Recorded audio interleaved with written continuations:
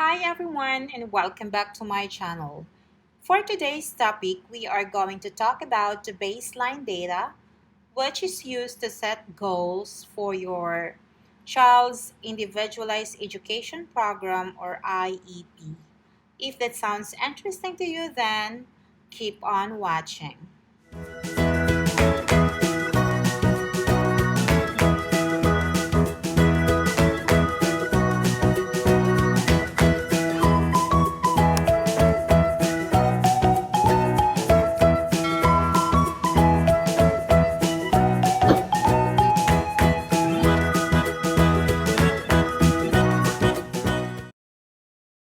What do you mean by a baseline data, and what makes it the most important part of an IEP? Well, using baseline data to set goals is so important because it is used for making students' annual goal. These are the data taken before an intervention takes place. It describes the existing level of performance. Some states refer it as PLOP or present level of performance, FLAP or present level of academic achievement and functional performance, and some are just PLP. The FLAP, PLOP, or PLP serves as a starting point or baseline for the coming year's IEP. It is said to be the cornerstone for creating a high quality IEP. We use the PLOP or FLAP to create a measurable annual goals and objectives. The last section of the present level of achievement is the baseline data. It is the most important part of the IEP.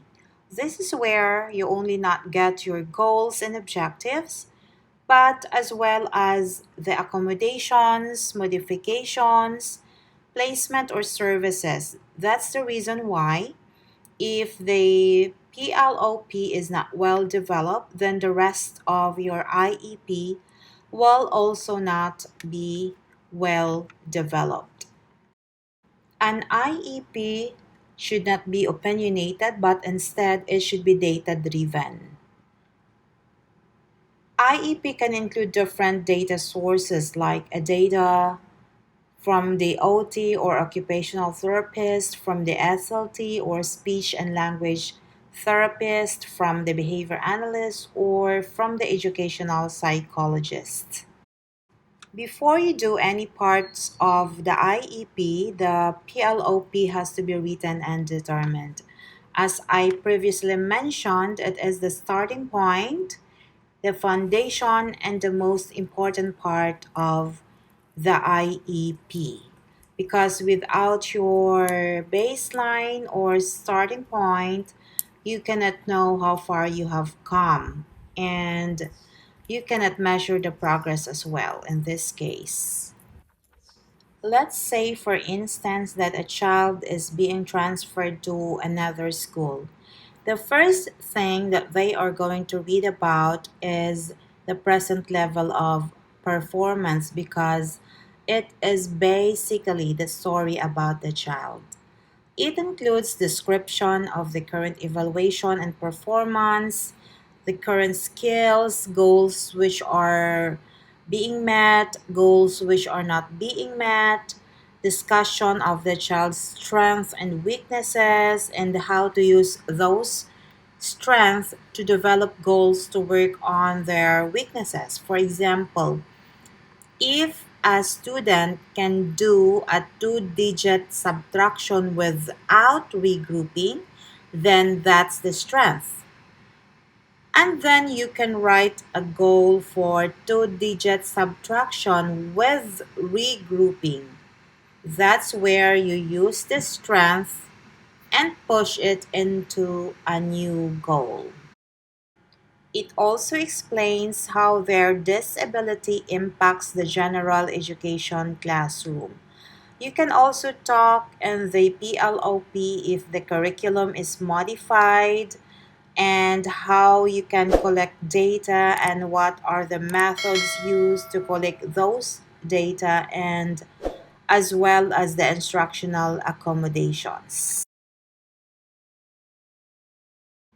So, here are the following present level of performance or PLOP checklist.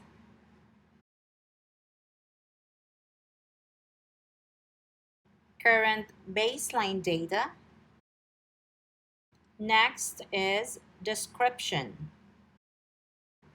These describes and determine goals being met and those goals not being met, and as well as the skills gap. They present child's performance versus the grade level standards. And next is the need. This describes what actions to assist the student in accessing the curriculum. It will also determine the goals that will be structured or developed in order to improve the student's academic performance. Next on the checklist is the impact. This describes how the findings with respect to the student's disabilities or disability impact the student's ability to participate in the general curriculum. Let's say, for example, that a student demonstrates a significant processing weakness in the area of language-based processing skills. So, the student is achieving below his or her same age peers, below grade level, and below her or his expected achievement in the reading, oral, and written language.